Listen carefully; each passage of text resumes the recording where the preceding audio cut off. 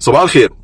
تخيل كده في يوم من الايام صحيت الصبح اكتشفت ان ليك قريب غني ثري في البرازيل توفى، وانت ورثت مبلغ من المال. تمام، مبروك، بقى معاك مبلغ من المال. فانت قررت، عشان انت ما بتحبش تاخد ريسك، ما بتحبش تاخد مخاطرات، قررت ان المبلغ دوت تحطه كله في البنك. انت متخيل ان انت مش واخد اي ريسك. فانا بقول لحضرتك لا، انت واخد ريسك، وريسك عالي جدا، ان المبلغ دوت بعد 10 سنين بسبب الانفليشن، بسبب التضخم، ممكن يفقد 99% مثلا من قيمته، او مثلا قوانين البلد اللي انت فيها اتغيرت فبقى عندك فلوس في البنك بس انت مش قادر تسحبها، زي ما حصل في بلاد من البلدان يعني. فانت خدت ريسك عالي جدا، خدت مخاطره عاليه جدا.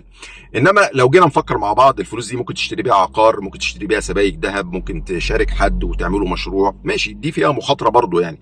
بس مخاطره فيها ممكن تؤدي الى نجاح، ممكن تؤدي الى مكسب. انما المخاطره الاولانيه اللي انت خدتها هتؤدي الى خساره لا محاله.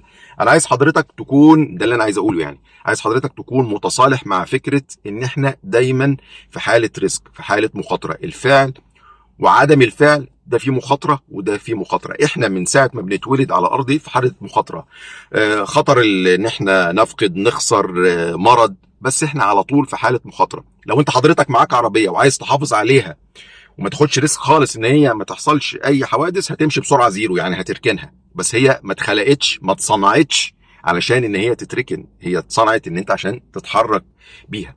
فلازم تكون متصالح مع فكره ان انت في كل احوالك واخد مخاطره. وفي بعض الاحيان عدم الفعل مخاطرته اكتر بكتير قوي من الفعل. تمام، لما تكون عندك مشكله في الشغل بتاعك وعايز ومش عايز تواجهها، عدم المواجهه الريسك بتاعها اعلى جدا من ان انت تواجه. لما تكون مثلا في شغلانه مش حاببها وعايز تكمل فيها طول حياتك، دي مخاطره. اما تيجي تعمل بقى على المقابل، عايز تعمل كارير شيفت، دي برضو مخاطره، دي مخاطره ودي مخاطره. بس انت حضرتك احسبها، احسب المسار اللي انت ماشي فيه ده اعلى مكسب او اعلى احتماليه مكسب.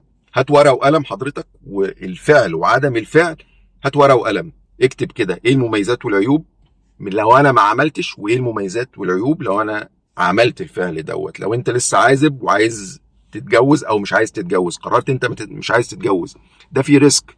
في ريسك ان انت في يوم من الايام لما تكبر في السن مش هتلاقي حد جنبك، مفيش اطفال، مفيش زوجه، وبرضه ان انت هتتجوز، ده في ريسك عالي.